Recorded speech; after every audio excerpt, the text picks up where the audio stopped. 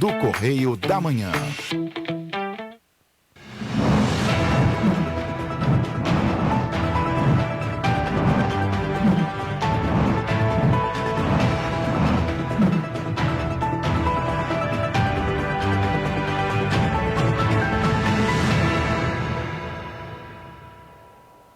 Olá, sejam bem-vindos ao Correio da Manhã na TV. Hoje, sexta-feira, a gente chega com muita informação. Sextou. É o famoso sextou, né? É isso aí. Olá, Roberta. Já virou bordão aqui Já do virou, Jorge. é isso aí. Gente, sejam todos muito bem-vindos. Mais um jornal trazendo muita notícia para você. E lembrando que você também pode fazer parte do nosso jornal. Mande sua sugestão de matéria, sua reclamação, sua denúncia para cá.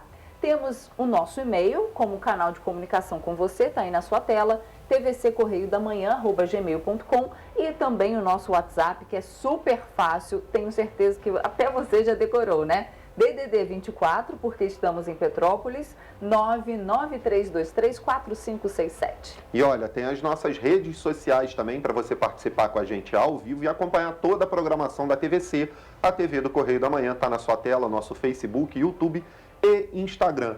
Entra lá, acompanha o nosso jornal ao vivo e manda sua mensagem para participar também. Exatamente. E olha só, Jorge, hoje em Petrópolis, o dia amanheceu com céu claro e sem nuvens, né? Essas são imagens feitas hoje bem cedinho, a gente vê algumas nuvens, né? Mas agora, nesse momento, no centro de Petrópolis, o céu está bem azul, aquele céu de brigadeiro. O pessoal pode se preparar para efeito cebola? Exatamente. Eu, por exemplo, né, cheio de casaco e depois a gente vai tirando, né? Então vamos às notícias desta sexta-feira, dia 8 de julho. Defesa Civil Nacional reconhece situação de emergência em 8 cidades. Sistema Cantareira em São Paulo opera em alerta com 39% da capacidade. Brasil deve ter a maior temporada de cruzeiros dos últimos 10 anos. Mesmo com obrigatoriedade, petropolitanos ainda são flagrados sem máscaras nos ônibus. Novo centro administrativo vai gerar economia de R$15 mil mensais para a Prefeitura de Petrópolis. Dia Internacional da Pizza é comemorado neste domingo. E a programação para o fim de semana na agenda cultural. Agora, no Correio da Manhã na TV. Bom, como sempre, vamos começar com a leitura do nosso jornal Correio da Manhã. Lembrando que você pode entrar no nosso site para acessar a versão digital ou correr até as bancas de jornais agora para pegar a sua versão impressa do Correio da Manhã. Vamos aos destaques da primeira página. Nossa manchete: Rio prestigiado. Convenção Nacional do PL será no Maracanãzinho. Destaque da coluna do Cláudio Magnavita na página 3. E olha, veja quem receberá atrasados do INSS. Pagamento é para segurados que ganharam ações de concessão ou revisão de benefício. Destaque da nossa página 6. Não, minto, página 8, é o nosso especial. Zona Sul poderá ter linha do VLT até 2025. Votação da PEC dos auxílios é adiada, está na página 4, em Política e Nacional. E olha que bacana, Juscerja registra 34 mil novas empresas. Então, a Junta Comercial fechou o primeiro semestre com um recorde histórico. Abertura de mais de 34 mil novas empresas. Na página 7, no nosso internacional, o que permeou aí todas as mídias da semana: escândalos derrubam Boris Johnson. Premier britânico não resiste à pressão. E temos ainda esporte, porque nós vamos fazer aquela dobradinha que você sempre faz com o esporte com o nosso repórter Richard, e também os destaques do segundo caderno. Vamos agora à nossa página 2, a nossa página de opinião, com a leitura do editorial por Nana Grassi. O verdadeiro desafio da segurança pública. A segurança pública, de fato, está sendo uma das principais bandeiras da gestão Cláudio Castro. Além de criar a lei orgânica da Polícia Civil, fortalecendo ainda mais a carreira dos delegados e deixando a corporação mais solícita à sociedade, a Polícia Militar também mostra seu papel na defesa dos direitos do cidadão.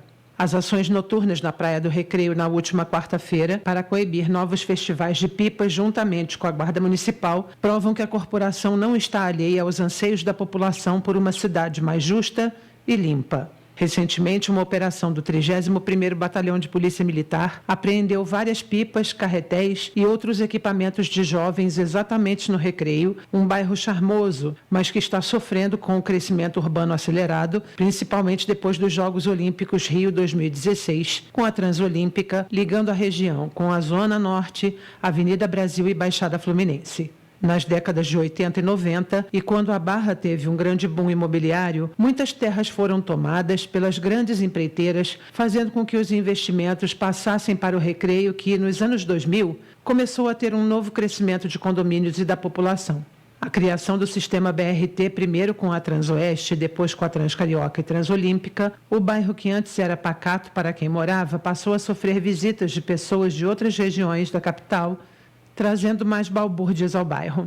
Por mais que alguns moradores ainda não venham acreditar nas ações dos agentes de segurança, PM, Guarda Municipal e Polícia Civil, eles estão em alerta e buscando garantir o respeito das leis e a integridade da população, principalmente no direito de ir e vir. A segurança pública nunca teve tanta importância em algum governo como neste, com as corporações conquistando direitos que há anos são requisitados, como as normas de estruturação das carreiras, obtendo equipamentos de primeira linha, como as câmeras portáteis nos uniformes e tendo mais praças nas tropas, provando que a renovação continua.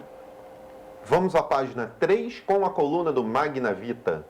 Vamos começar com a primeira nota, zum, zum, zum. Mais isolado que nunca, Eduardo Paes perde o vereador Jorge Felipe de sua base de apoio na Câmara. O ex-presidente embarcou de cabeça na campanha de Cláudio Castro. Seu neto, o deputado Jorge Felipe Neto, é o principal responsável pelo desembarque e articulou a ida do tio-avô Sérgio Felipe para a Subsecretaria de Logística da CEINFRA. A família não engole o tratamento dispensado por Paes.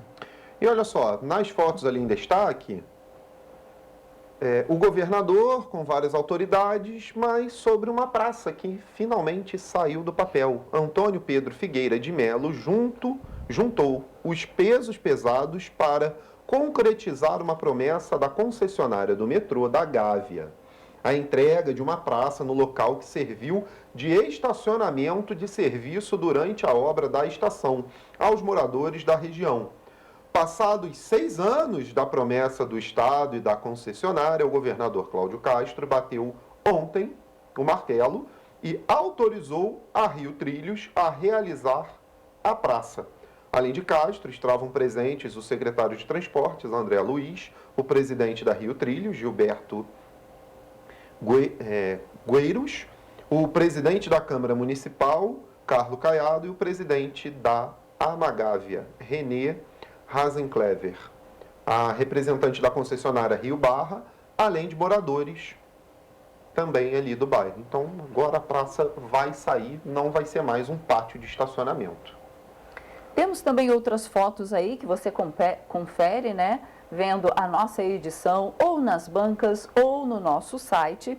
E vamos agora ao Pinga Fogo, epicentro. Se alguém duvidava da importância do Rio de Janeiro na próxima sucessão estadual, uma decisão tomada nesta quinta, 7 de julho, em Brasília, é anunciada em primeira mão pela coluna, que vai reiterar esse papel histórico. Foi confirmada para o próximo dia 24 de julho, no Rio, a Convenção Nacional do PL, que oficializará a chapa Bolsonaro-Braga Neto. Emblemático, o local escolhido para a Convenção Nacional do PL será o histórico Maracanãzinho, palco dos festivais de música e de memoráveis shows. Uma convenção no melhor estilo das convenções partidárias americanas, com bandeiras, faixas e delegações de todo o Brasil. E temos mais uma notinha ali no Pinga Fogo, né? Importante clique nesta quinta, 7, o presidente Jair Bolsonaro e o pré-candidato a vice, o general Walter Braga Neto, tiveram uma sessão de fotos oficiais para a campanha pela manhã. Clima de absoluta descontração que deixou feliz a equipe de marketing da campanha. Foram feitas fotos de roupa esportiva com camisas azul e de terno e gravata, uma alquimia fraterna entre os dois cabeças da chapa. Bom, vamos agora então à política. Nossa página 4, PEC na pauta da próxima terça-feira. Arthur Lira desiste de votação por baixo quórum. Texto foi aprovado na quinta pela comissão especial, é o que diz na foto, mas a comissão especial da Câmara dos Deputados aprovou na quinta-feira, com 36 votos favoráveis, o parecer da proposta de emenda à Constituição, PEC 1, que prevê o pagamento de benefícios sociais até o fim do ano. É a PEC aí da bondade do governo federal, que está difícil de sair e a gente não sabe se realmente vai sair aí do papel. Vamos agora aos destaques da editoria nacional: desestatização da ferrovia, Porto de Santos. Tribunal de Contas da União aprova modelo. O Tribunal de Contas aprovou na última quarta-feira o modelo de desestatização da rodovia interna do Porto de Santos, informou a Santos Port Authority, empresa estatal que administra o Porto do Litoral Sul paulista. A proposta de privatização havia sido enviada pela SPA em janeiro e prevê investimentos de no mínimo de 891 milhões de reais nos próximos 5 anos, de modo a aumentar a capacidade de circulação de mercadorias dentro do porto.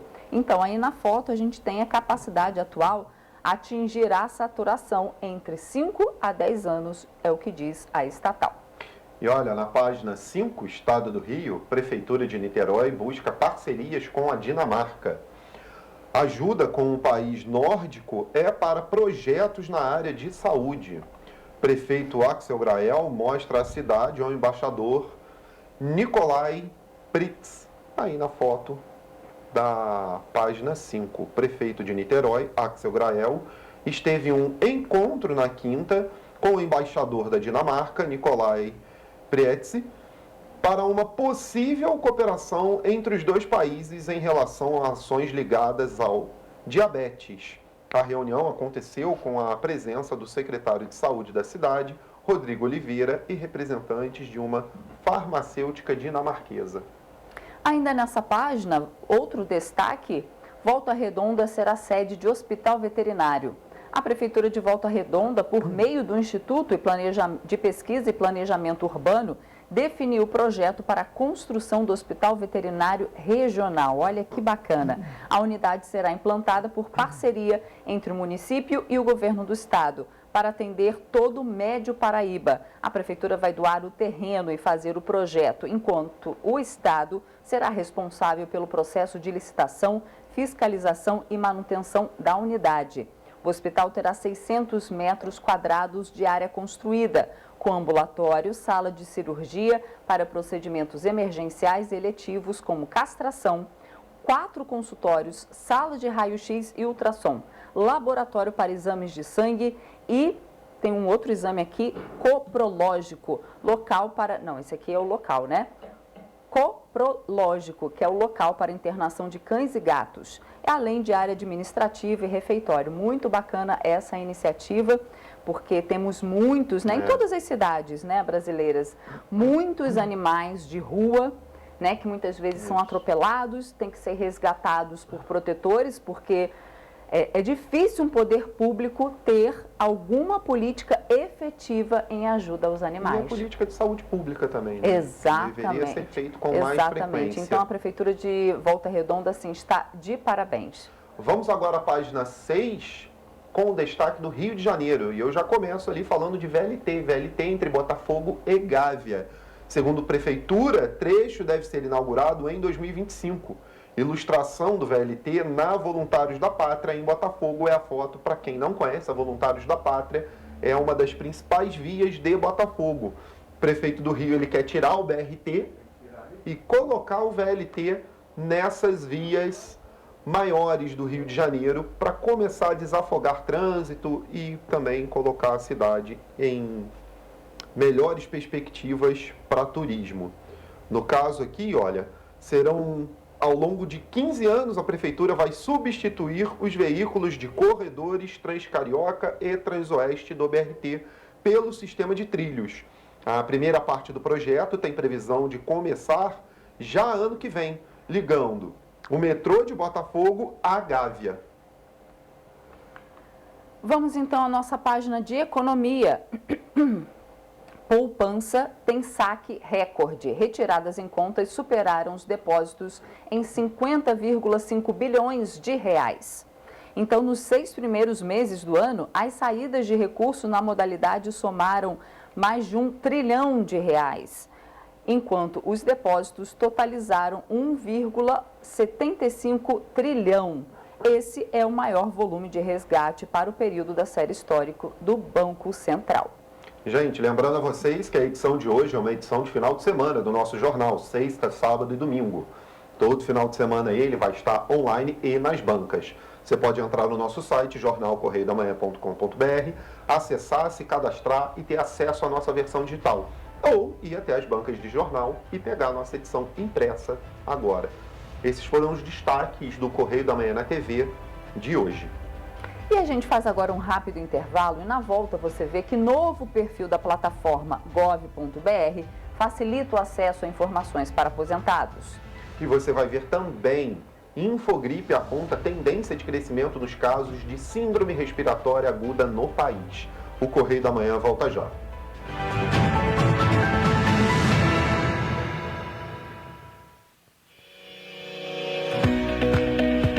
Olá, amigo e amiga! Estamos chegando ao meio do ano. Esta época de tempo mais frio contribui para espalhar doenças respiratórias, incluindo a temida Covid-19. Você que não deixa de cuidar da sua saúde, confira sua caderneta de vacinação e não perca a oportunidade de atualizar o seu calendário de vacinas.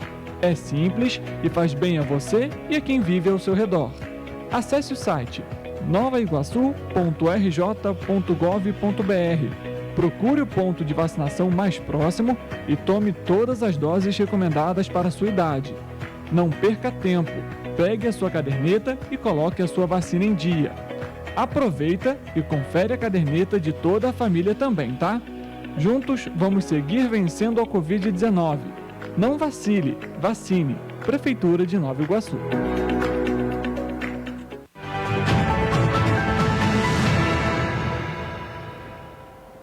Estamos de volta. A Defesa Civil Nacional reconheceu na última quarta-feira a situação de emergência em 8 cidades das regiões Sul, Sudeste e Norte atingidas por desastres naturais. A situação foi formalizada em portarias publicadas no Diário Oficial da União. No Rio Grande do Sul, a cidade de Chapada registrou enxurradas, assim como a cidade catarinense de Armazém. Também em Santa Catarina, Agronômica foi afetada por inundações, Gravatal por alagamentos e Praia Grande por ciclones e ventos costeiros. Em Minas Gerais, o município de Capelinha foi atingido por chuvas intensas e São José da Safira por vendavais. Por fim, a cidade de Prainha, no Pará, registrou inundações. De acordo com a Agência Brasil, após a concessão do status de situação de emergência pela Defesa Civil Nacional, os municípios atingidos por desastres estão aptos a solicitar recursos do Ministério do Desenvolvimento Regional para atendimento à população afetada. As ações envolvem restabelecimento de serviços essenciais e reconstrução de equipamentos de infraestrutura danificados.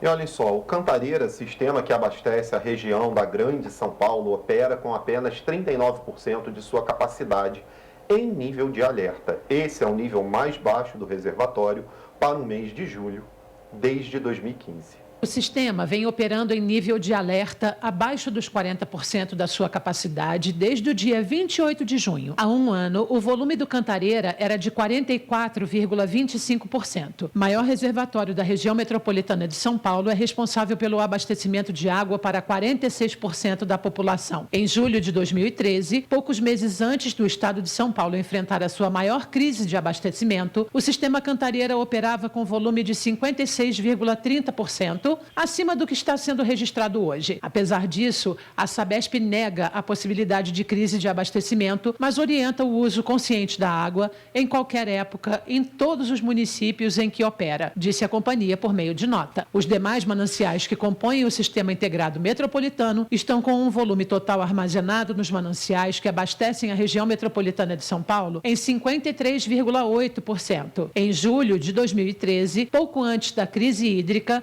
esse volume total estava em 65%. Segundo projeções feitas pelo Centro Nacional de Monitoramento e Alertas de Desastres Naturais, o CEMADEM, se chover o esperado entre os meses de junho e setembro, o Cantareira deve chegar a setembro, operando em torno de 28% na faixa de restrição. E o governo federal criou um novo perfil dentro da plataforma gov.br,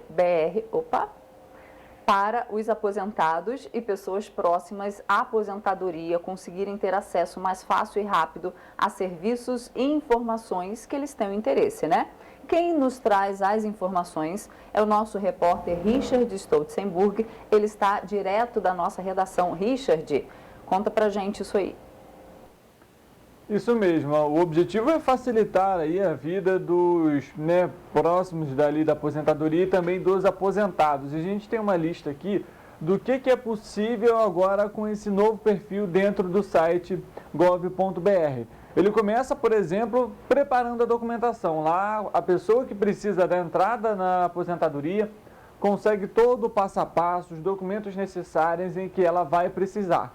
Além disso, ela já consegue no próprio site dar a entrada na aposentadoria também, viu? Logicamente, precisa escanear esses documentos para conseguir anexar na plataforma, mas a pessoa já consegue solicitar ali também. São 8 tópicos ali para os aposentados que querem utilizar aí a internet para resolver essas questões de documentação. A terceira delas, o terceiro tópico é o seguinte: vida de aposentado. Nessa aba, a pessoa ela consegue, o brasileiro ele consegue verificar o extrato, ele consegue ver quando que é o dia do pagamento, além, logicamente, se foi aprovado ou não a aposentadoria, enfim, diversas funcionalidades. Outra questão, aposentado no exterior. Esse aqui, aquela pessoa que mora fora do país pode obter informações sobre a sua aposentadoria também. Além disso, por exemplo, infelizmente acontece, a gente sabe disso, o aposentado falece, o responsável ele pode, por meio da plataforma, dentro do site, solicitar saques que não foram feitos, solicitar o saque do FGTS, além disso, comunicar o falecimento do aposentado, dentre outras ferramentas. O objetivo, como eu comentei, é facilitar a vida, então, tanto daquelas pessoas que estão para se aposentar, quanto dos aposentados. Além disso, a pessoa pode solicitar também a pensão por morte. Várias funcionalidades lá que estão para facilitar a vida do aposentado. Logicamente que a gente elogia esse tipo de ação, porque já que é para facilitar a vida do brasileiro, vale a pena, gente? Eu volto com vocês aí no estúdio. Exato. Obrigado pelas informações, Richard. E olha só, a temporada de cruzeiros 2022-2023 deve ser maior dos últimos 10 anos, segundo a estimativa da Associação Brasileira de Cruzeiros Marítimos. No período de 29 de outubro de 2022 a 20 de abril de 2023, 8 navios devem navegar por 160 roteiros, ofertando 674 mil leitos. Além dos 8 navios de cabotagem que navegam entre portos marítimos sem perder a costa de vista, 35 de longo curso vão viajar em águas nacionais. A entidade avalia que a demanda reprimida deve se reverter em vendas. As 8 embarcações partirão dos portos de Itajaí, Santa Catarina, Maceió, Alagoas, Rio de Janeiro, no Rio, Salvador, Bahia e Santos, em São Paulo, percorrendo 160 roteiros e 486 escalas em 17 destinos, incluindo Buenos Aires, Montevidéu e Punta del Este. Os navios de longo curso saem de destinos internacionais e têm parada no Brasil para depois seguir o itinerário. Para a Associação Brasileira de Cruzeiros Marítimos, isso coloca o país de volta na rota de importantes companhias marítimas de todo o mundo. De 7 de outubro de 2022 a 17 de maio de 2023, 35 navios de longo curso vão fazer 309 paradas em 45 destinos, 15 estados, incluindo Amazonas, Bahia, Rio de Janeiro, São Paulo e Rio Grande do Sul. A expectativa é que o movimento gere impacto econômico significativo para a economia nacional. Uma análise realizada pelo Infogripe apontou tendência de crescimento nos casos de síndrome respiratória aguda no país. Os dados são referentes ao período de 19 a 25 de junho. Até o último levantamento havia sido registrada queda no número de casos, que até agora voltam a subir. O boletim Infogripe, divulgado pela Fundação Oswaldo Cruz, aponta a retomada do crescimento no número de casos de síndrome respiratória aguda grave no país, sendo a maior parte delas, 77,6%, positivo para SARS-CoV-2, vírus causador da Covid-19. O boletim desta semana mostra que a possível interrupção do crescimento sinalizada na última edição não se manteve.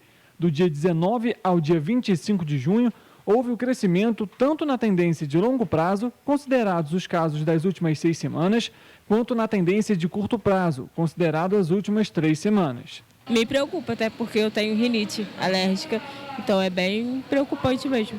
Os dados mostram que 16 das 27 unidades federativas apontam crescimento na tendência a longo prazo. Dentre elas está o Rio de Janeiro. Nos estados das regiões Sul e Sudeste, há indícios de interrupção no crescimento nas últimas semanas, que devem ser reavaliados nas próximas edições do boletim. Apesar do crescimento dos casos de SARG no país, o boletim mostra que entre a população adulta foi observado um sinal de desaceleração, especialmente nas faixas etárias a partir de 50 anos. Nas crianças e adolescentes, houve queda entre os grupos de 0 a 4 e 5 a 11 anos. Só neste ano, referente aos casos da síndrome respiratória, foram registradas 28.812 mortes no Brasil. Sim, eu uso máscara sempre, toda vez que eu estou no ônibus. Agora mesmo eu estou vindo lá da UPA do Cascatinha, porque o meu marido está lá internado. Ele testou positivo, mas assim, é sintomas leves, mas mesmo assim ele está lá em isolamento.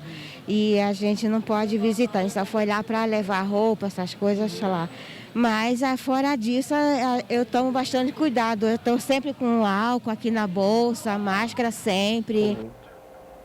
Bom, gente, hoje, sexta-feira, vamos fazer um giro do esporte com o nosso repórter Richard Stolzenburg, que está direto da redação. Richard, quais são os destaques para o final de semana? Bom, Jorge, vamos falar primeiro então sobre os jogos que aconteceram quarta e quinta-feira, porque teve Libertadores, viu? A gente lembra aqui, a oitavas de final, já o segundo jogo, teve brasileiro se classificando, teve brasileiro eliminado, inclusive o Flamengo ganhou, viu? 7-1 foi o resultado final no jogo de volta da Libertadores da América. Acredito que nem os torcedores mais otimistas acreditariam nesse resultado, viu? A gente que manda aqui pela rua ainda até escuta se foi aquele famoso 7-1 no Brasil e Alemanha. É difícil a gente tirar essa mágoa do peito, viu? Mas enfim, o rubro-negro está classificado para as quartas de final. Quem não está classificado para a próxima fase é o Fortaleza. Infelizmente, jogou ontem e perdeu para o Estudiantes por 3-0, jogando fora de casa. O Estudiantes avança então para a próxima fase. Vamos falar agora sobre a Sul-Americana. O Lanús empatou com o Independiente 0-0. O Atlético Goianiense ganhou de 5-3 do Olímpia, passa de fase. E o São Paulo também vai passar de fase, venceu o Universidade Católica. Um outro tema interessante que a gente é recorrente aqui no Giro do Esporte é sobre tênis. A gente comentou sobre as dificuldades do Nadal, ele anunciou que vai deixar o campeonato, o Grand Slam de Wimbledon, por conta da sua lesão. Ele começou a sentir dores abdominais também e desistiu da semifinal. Uma pena, logicamente, para quem curte um belo jogo de tênis, mas a gente, logicamente, torce aqui pela recuperação do Nadal. Além disso, a seleção brasileira de vôlei masculina se deu bem no jogo de ontem, viu? 3-0 no jogo válido pela Liga das Nações. E o jogo foi contra a equipe... não está apontando aqui qual foi a equipe, eu confirmo já. Qual foi a equipe? 3-0. Os próximos jogos são entre os dias 20 e 24, que serão realizados na Itália. Além disso, a gente pode falar também sobre o Santos. Por conta da eliminação ontem na Sul-Americana, o técnico da equipe do Peixe, Fabian Bustos, foi demitido, viu? A equipe ainda procura um novo técnico para assumir o comando da equipe, mas ainda não tem algum nome divulgado. Os destaques do esporte, a princípio, são esses. Volto com vocês aí no estúdio, porque a gente ainda vai falar sobre o esporte hoje. E eu já trago também o balanço relacionado aí quando foi a seleção que o Brasil enfrentou ontem na seleção de vôlei. Então, Richard, fica conosco, porque agora nós vamos falar de uma grande perda para o esporte, só que o esporte petropolitano. Cláudio Coloral era referência na cidade no esporte, mas infelizmente perdeu a luta contra a Covid-19. Não foi isso, Richard? Exatamente, Roberta. Antes de eu só falar disso, foi contra a França, viu, o jogo de ontem. Ele, infelizmente, na verdade é um símbolo para o esporte aqui da cidade de Petrópolis. Foi a primeira pessoa que sempre ele incentivou o esporte aqui. E, inclusive, ele que organizou o primeiro campeonato de society, né, de futebol de society, aqui em Petrópolis. Desde 2015, né, ele lutava aí contra uma doença, né? A gente, como você comentou, Roberta, como uma esclerose lateral amiotrófica, mas por conta das complicações da Covid-19, ele não resistiu e veio a falecimento ontem. Logicamente que isso tudo somado, né, essa esclerose, ela também atinge parte do pulmão, ou seja, dificulta ainda mais a situação dele. Então, assim, é uma perda muito grande. Alguns políticos até comentaram, deixaram homenagens nas redes sociais desse grande incentivador do esporte aqui na cidade de Petrópolis. Ele faleceu aos 55 anos de idade. As informações sobre o sepultamento não foram divulgadas. Eu volto com vocês aí no estúdio. Obrigado pelas informações, Richard. E você vai ver depois do intervalo que uma investigação apontou baixo índice de infestação pelo Aedes aegypti em Petrópolis. E você vai ver também que Firjan, Senai e sindicatos da indústria oferecem 200 vagas gratuitas para qualificação profissional aqui em Petrópolis. Voltamos já.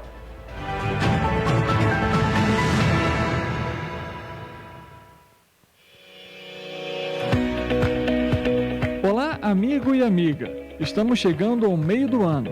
Esta época de tempo mais frio contribui para espalhar doenças respiratórias, incluindo a temida Covid-19. Você que não deixa de cuidar da sua saúde, confira sua caderneta de vacinação e não perca a oportunidade de atualizar o seu calendário de vacinas. É simples e faz bem a você e a quem vive ao seu redor. Acesse o site novaiguaçu.rj.gov.br. Procure o ponto de vacinação mais próximo e tome todas as doses recomendadas para a sua idade. Não perca tempo, pegue a sua caderneta e coloque a sua vacina em dia. Aproveita e confere a caderneta de toda a família também, tá? Juntos vamos seguir vencendo a Covid-19. Não vacile, vacine. Prefeitura de Nova Iguaçu.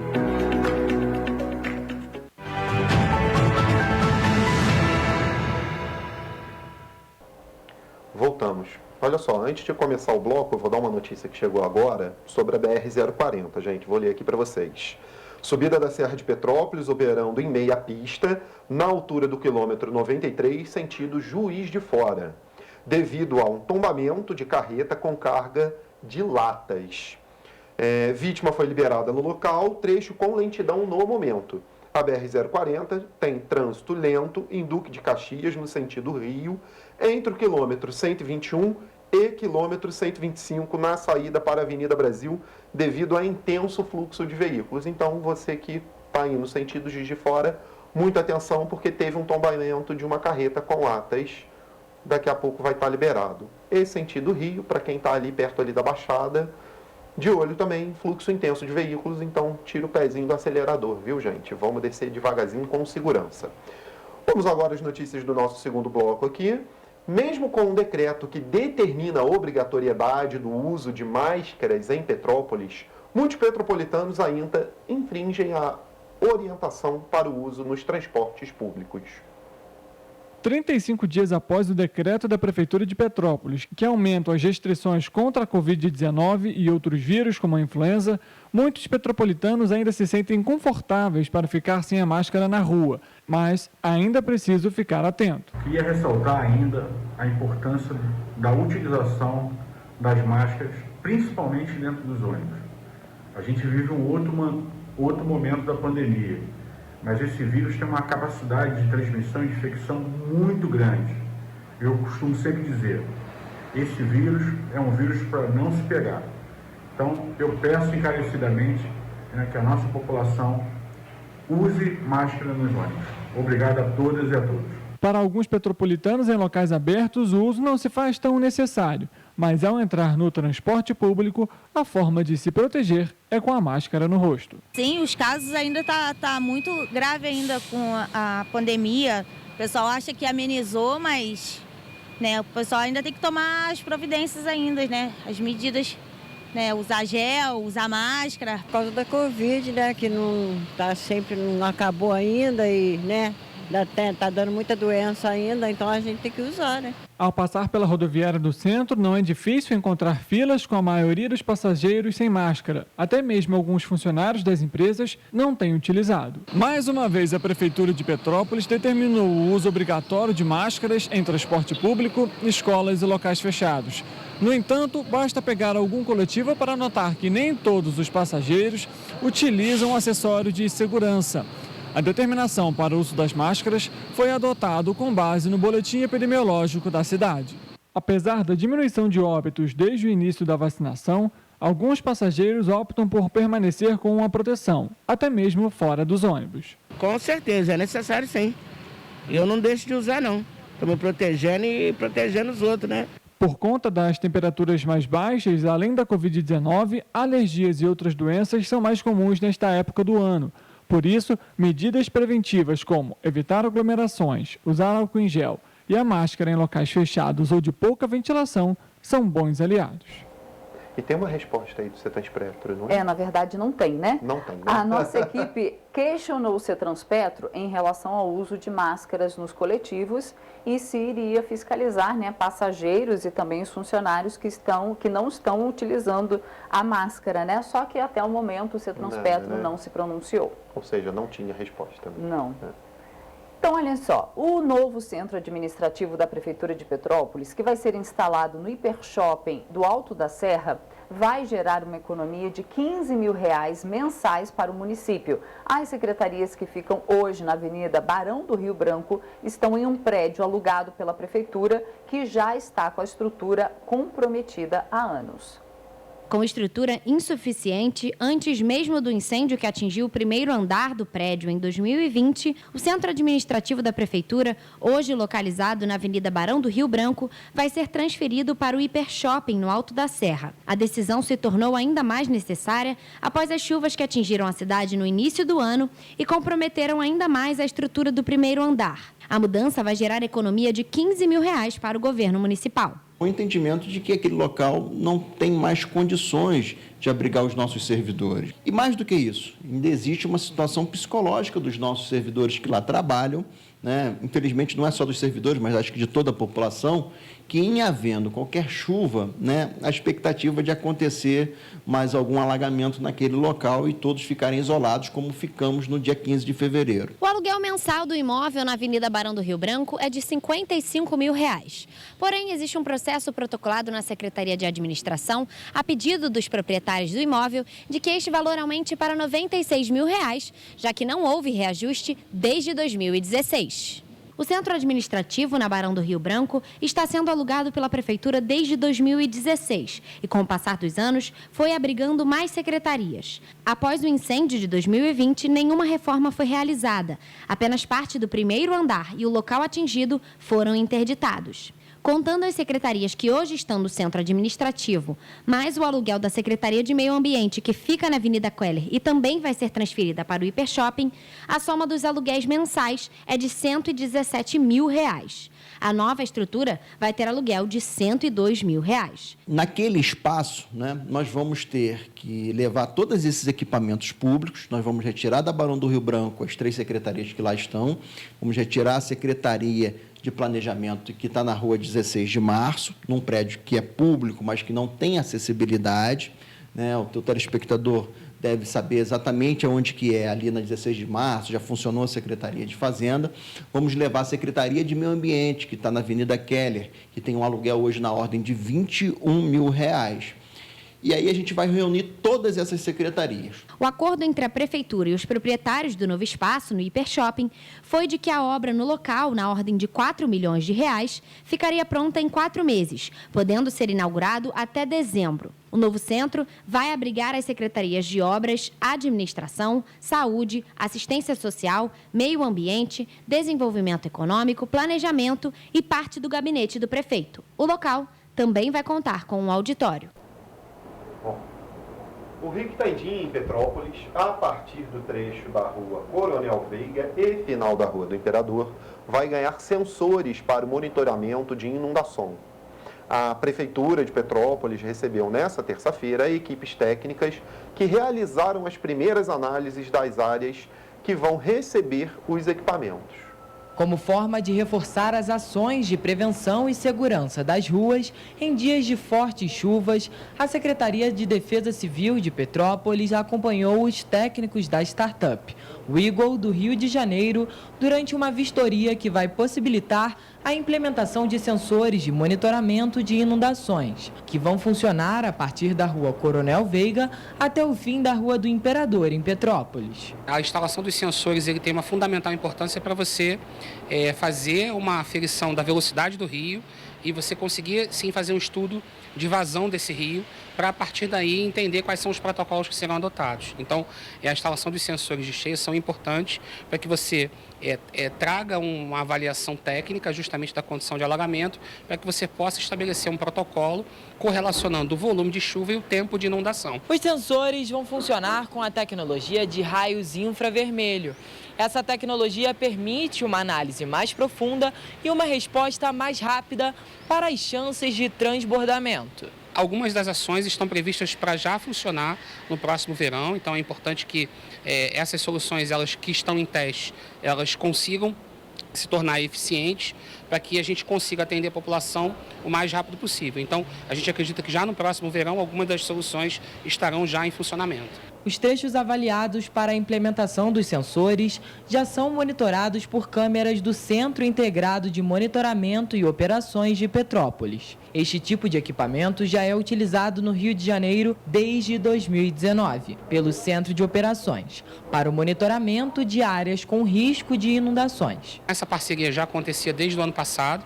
E agora a gente vai reforçar isso, aumentando o escopo dessa parceria, para que a gente consiga, num futuro próximo, desenvolver outras soluções de tecnologia para reduzir os riscos na cidade. E o levantamento rápido de índices de infestação pelo Aedes aegypti, realizado entre os dias 20 e 24 de junho, constatou mais uma vez o baixo índice de infestação pelo mosquito em Petrópolis.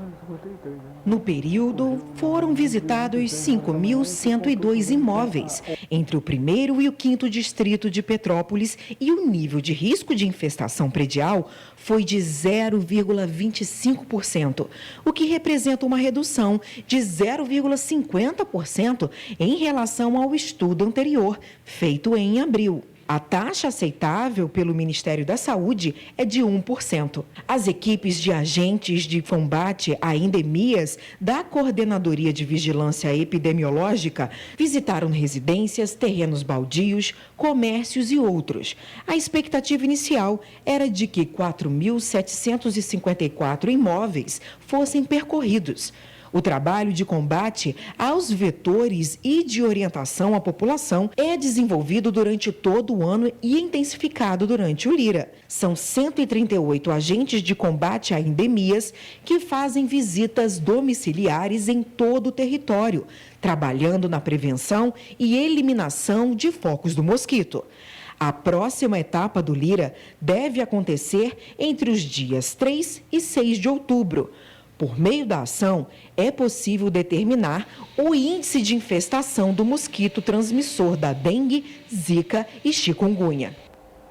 E na manhã de ontem foi inaugurada a nova sede da Defensoria Pública de Petrópolis. Sobre essa mudança de endereço, nós vamos conversar novamente com o Richard.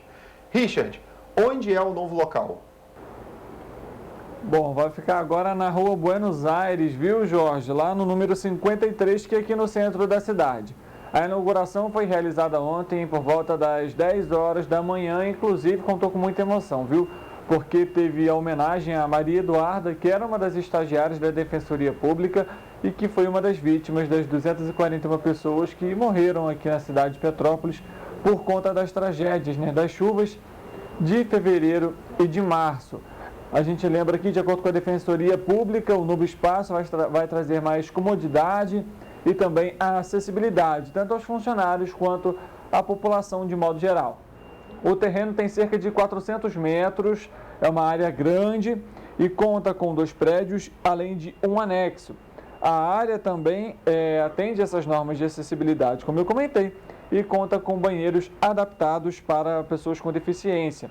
Lá vai funcionar os departamentos civis, de família e de infância e de juventude da comarca de Petrópolis, além do 8º Núcleo Regional de Tutela Coletiva.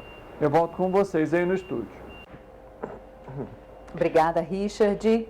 E olhem só, também na manhã de ontem, o CTO, em parceria com a Rádio Serra e a PPO, realizaram em Petrópolis um arraiá pra lá de animado, especialmente para as pessoas que estão em tratamento contra o câncer. Doce, canjica e até música ao vivo. Por isso eu vou na casa dela, ai, ai, falar do meu amor pra ela, vai. Tá me esperando na janela, ai, ai, não sei se vou me segurar. A festa é uma parceria das instituições Rádio Serra, CTO e a PPO. Cada detalhe foi pensado com cuidado, inclusive o cardápio, que conta, claro, com pratos típicos, mas que passaram pela supervisão da nutricionista. Eventos como este ajudam os pacientes a descontraírem enquanto combatem o câncer. Quando tem essas festas mais típicas, festa junina, Natal, nós sempre preparamos um café da manhã para eles se sentirem mais até acolhidos, terem algo diferente, no dia a dia, porque normalmente esses pacientes que fazem acompanhamento, eles ficam na casa de segunda a sexta, E aí, para fugir um pouquinho da rotina, ficar um ambiente mais descontraído, nós fazemos esse tipo de coisa. Diversas atividades lúdicas e divertidas marcaram o arraiá, que teve como um dos objetivos promover uma confraternização entre as pessoas que são atendidas no local e que lutam contra o câncer. A ideia é com que as pessoas venham para cá para se distrair,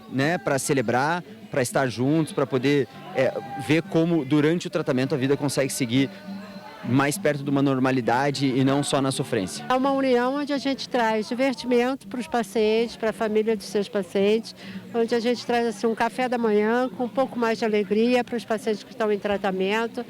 E que é muito legal, sabe? Porque assim mostra o carinho, a atenção, não só das 3 instituições, mas também dos pacientes com a gente. Então é a hora de ganhar um abraço, é a hora de comemorar a vida, é a hora de dizer que estamos com câncer sim aqui, temos a doença, mas a gente tem a alegria de viver, que eu acho que isso é o mais importante de tudo. De acordo com a psicóloga do CTO, diversos trabalhos comprovam que atividades além do contexto clínico auxiliam no processo de recuperação dos pacientes durante o tratamento.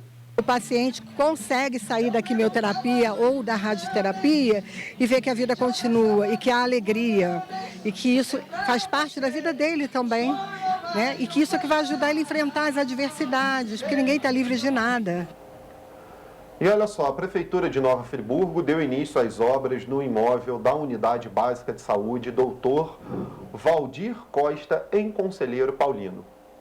Neste primeiro momento, somente a parte posterior da Unidade Básica de Saúde Dr. Valdir Costa, em Conselheiro Paulino, passará pela restauração. É a primeira vez que o posto recebe uma grande reforma. A licitação para a realização da obra ficou em torno de R$ 221 mil. Em breve, a outra parte da UBS também passará por reparos. Segundo a Prefeitura de Nova Friburgo, o trâmite da contratação de uma empresa responsável já está em fase final, no estágio de assinatura do contrato. Os serviços que são oferecidos nos ambientes em obra estão alocados temporariamente na Igreja Presbiteriana, que fica na Rua Albertino Quadro Gama, número 54, próximo ao posto. E olhem só, a Firjan Senai e o Sindicato da Indústria estão oferecendo 200 vagas de graça para qualificação profissional em Petrópolis. Olha que bacana. Nos meses de julho, agosto e setembro, tem oportunidade para os setores de construção civil, gráfico, confecções, marcenaria. Fica a dica.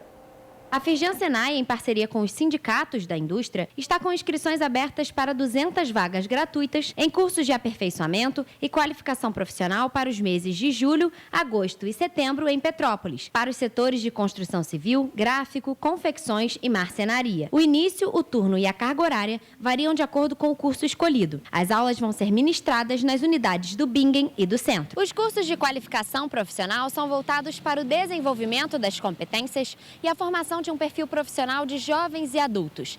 Já os de aperfeiçoamento são voltados para a atualização do perfil de quem já tem experiência profissional na área. As vagas são voltadas para trabalhadores da indústria e seus dependentes desempregados que já tenham atuado na indústria e público em geral. Entre os pré-requisitos, os interessados devem autodeclarar renda familiar per capita bruta de até 1,5 salário mínimo. O edital com a relação completa de oportunidades, o nome do sindicato responsável por cada curso e os critérios para participação está disponível em firjansenai.com.br. As inscrições devem ser realizadas diretamente na unidade onde o curso vai ser ministrado, porém, o candidato deve primeiro buscar uma carta de encaminhamento no sindicato responsável pela oportunidade escolhida. E olha só, dos 6 cães disponibilizados na Feira de Adoção Adote um Amor, realizada na última quarta-feira na Praça Olímpica, na Várzea, 3 ganharam tutores e um novo lar. Kitty, Kiara e Zeus agora têm uma nova casa.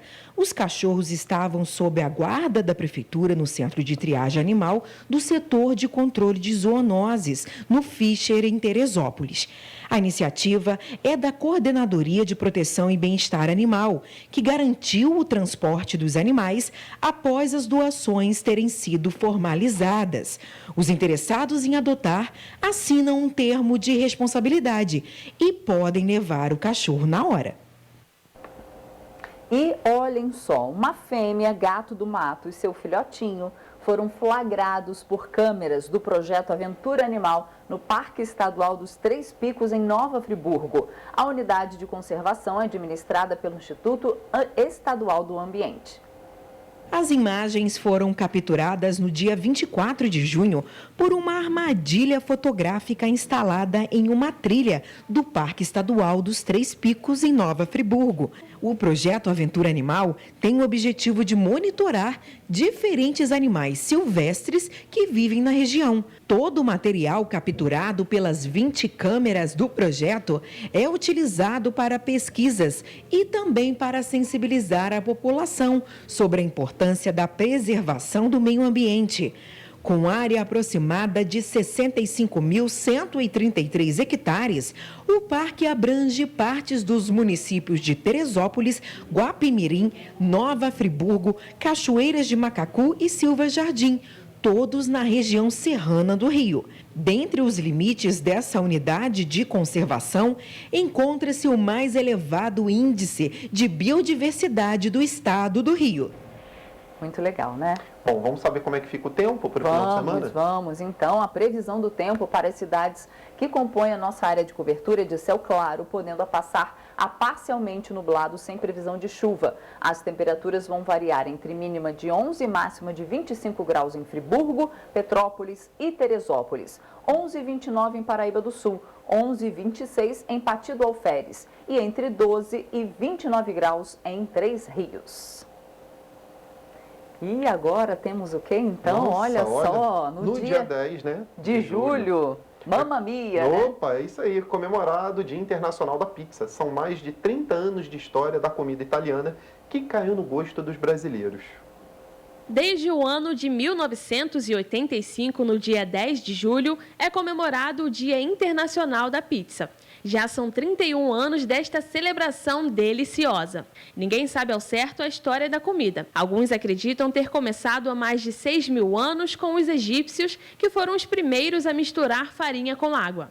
Há quem diga também que a história da pizza começou em Roma antes da era cristã. Mas a única certeza é que tem para todos os gostos, desde a tradicional à vegetariana, seja redonda ou quadrada. No Brasil, o Dia Nacional da Pizza passou a ser comemorado após um concurso que aconteceu em São Paulo, onde foram eleitas as 10 melhores de mussarela e marguerita da capital paulista. Após isso, o Brasil inteiro entrou na comemoração. Apesar de ser um prato tipicamente italiano, a redonda caiu no gosto dos brasileiros. De acordo com a Associação de Pizzarias Unidas do Brasil, São Paulo é a segunda cidade que mais consome a comida no mundo, atrás apenas de Nova York.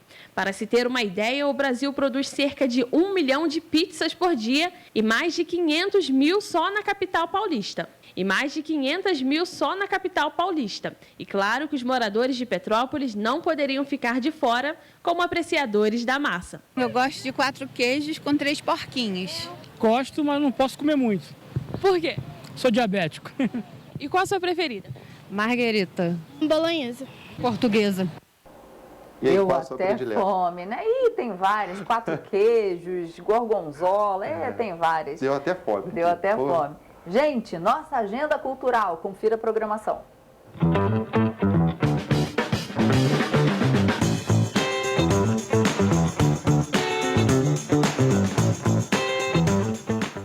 Se você ainda não se programou para o fim de semana, a nossa agenda cultural traz dicas do que fazer nos próximos dias.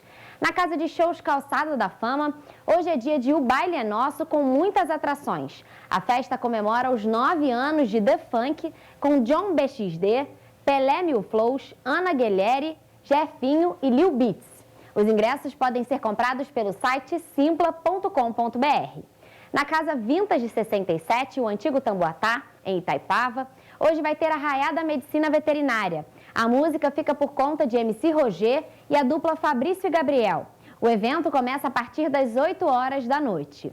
E no Texas vai ter muito pagode com a banda Soul Black e o Grupo Magia, e com os DJs Ratinho e Veriato. O evento é hoje, a partir das 9 horas da noite. A Casa de Shows Texas fica na rua Alice Hervé, número 429, no Bingen. Já o Festival de Inverno em Petrópolis acontece no dia 17 de julho. As atrações são nada mais, nada menos do que Tiaguinho e o DJ Pedro Sampaio.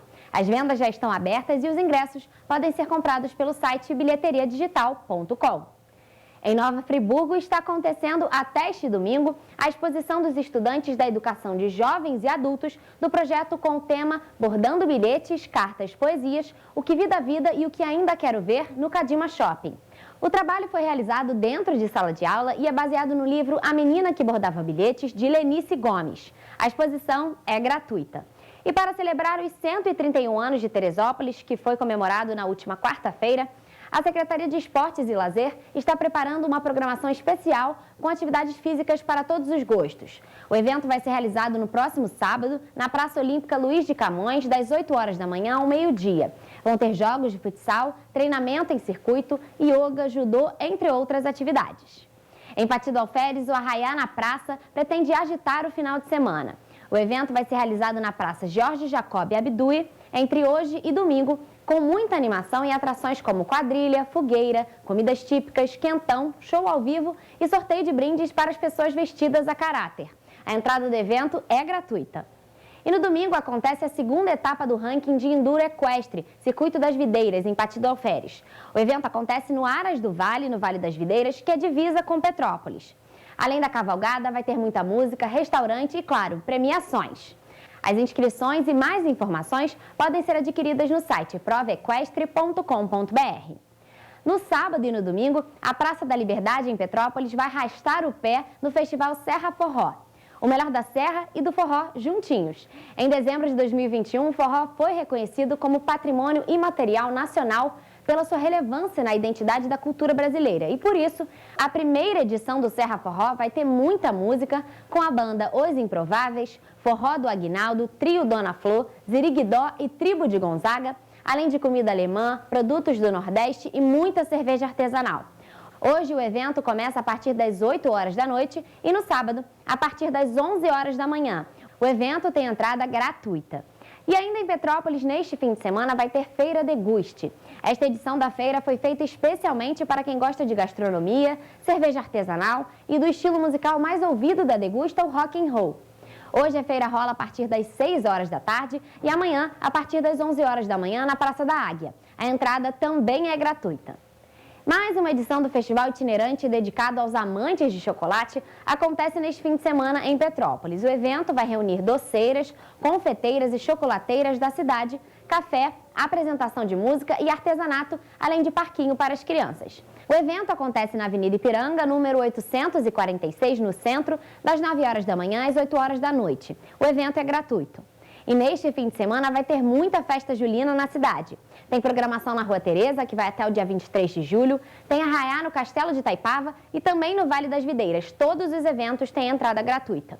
Neste sábado, no Teatro Santa Cecília, no centro de Petrópolis, com o nome de Nem Se Minha Vida Dependesse Disso, Yuri Marçal apresenta uma série de histórias da sua vida em uma conversa sincera sobre sentimento e afeto. Mesmo sendo um show de humor, o intuito também é emocionar o espectador. O evento, com classificação de 14 anos, começa às 9 horas da noite. Os ingressos custam entre R$ 35 e R$ 80 e podem ser comprados na bilheteria do teatro ou pelo site ingressodigital.com. A nossa agenda cultural fica por aqui. Tenham todos um ótimo fim de semana.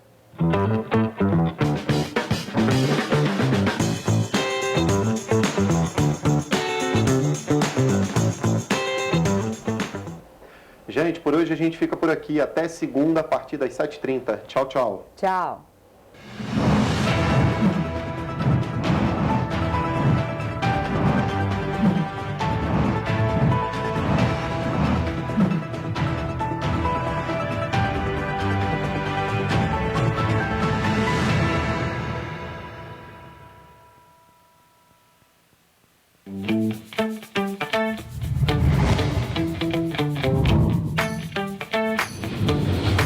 TVC, a TV do Correio da Manhã.